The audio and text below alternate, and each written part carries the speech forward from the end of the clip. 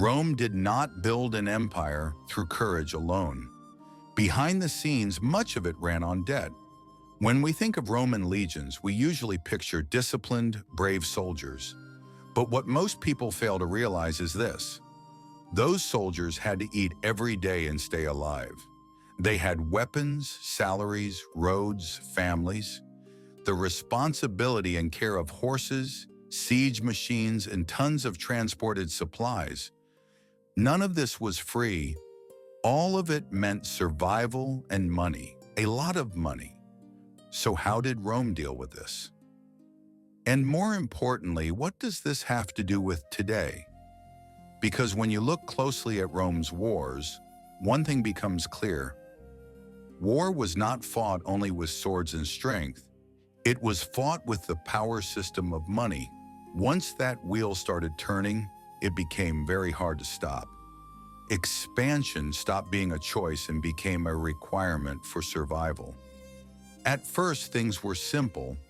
In Rome's early days, the army consisted of farmer citizens. If you owned land, you were called to serve. You brought your own weapons and returned home when the war ended. But as Rome grew, wars became longer and endless. Soldiers stayed away from their homes and families for months, even years. That system simply stopped working. Professional, highly trained soldiers were needed. So the state put them on a regular salary. It wasn't much, but it was enough to buy loyalty. The real breaking point was this: conquest started to generate money. Every new land meant new taxes, new slaves, new mines, new sources of income. In other words, war was financially feeding more war. But this system wasn't sustained by taxes alone. Rome began to borrow heavily and slowly decline. Especially during the long and costly wars against Carthage, the state had no choice but to borrow money from the wealthy. These were not funds given for the homeland. They were investments. And investors, of course, wanted something in return. Interest, tax collection rights, commercial privileges in newly conquered territories. That's how war truly turned into a business network. If it was profitable, it continued.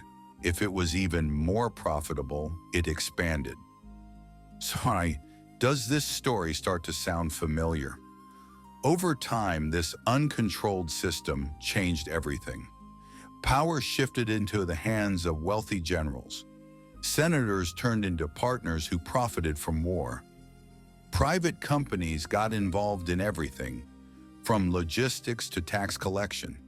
You could see it as a very early version of today's military-industrial system. But there was a problem. This system demanded endless money. When new conquests slowed down or rebellions increased, the treasury began to empty, and Rome turned to the most familiar solution. Can you guess? Of course, devaluing the currency.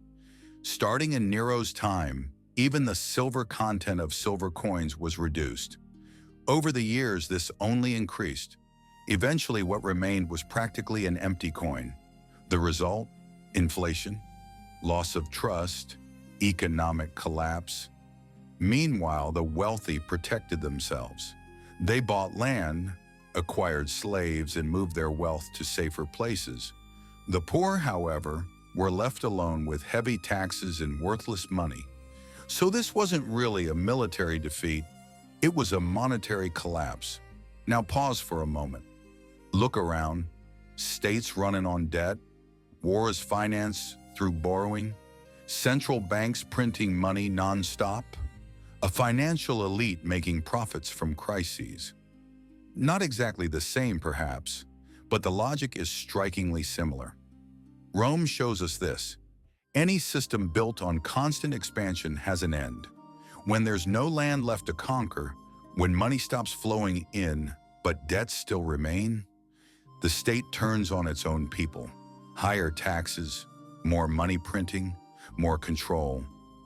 Bread and entertainment to distract the public. Thicker walls for the elites. Today we give this different names. We call it taxation. We call it monetary policy. We call it stimulus packages. But the core mechanism is the same. The wealthy buy assets. The poor struggle at a grocery store. Wars are fought with debt. Take the Afghanistan war, for example. Trillions of dollars, mostly debt-funded. Who got the contracts? Who earned the interest? Who paid the bill? You already know. Here's the real issue. Once debt becomes normal, emergency measures turn permanent and repetitive, and everyone keeps pretending we're managing until they can't anymore. That's why history matters so much, because these stories aren't old. They're warning guides. Rome didn't collapse because it was evil. It collapsed because the system had no stop button, no sense of limits. Today, we live inside a different empire, digital, global, and entirely driven by money. But the game hasn't changed. It's the same. So the first thing you can do is this. See the pattern. I'll be honest, you can't change everything, but you can stop being blind. If you start studying finance not just to ask, how do I make money? But how does this system actually work? You start to see the game. In the next crisis, the next war headline, the next announcement of money printing, you won't just watch. You'll see. You'll follow the money.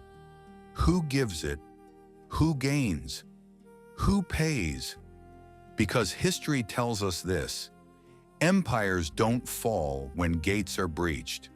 They fall when the numbers stop adding up, and when no one dares to fix them.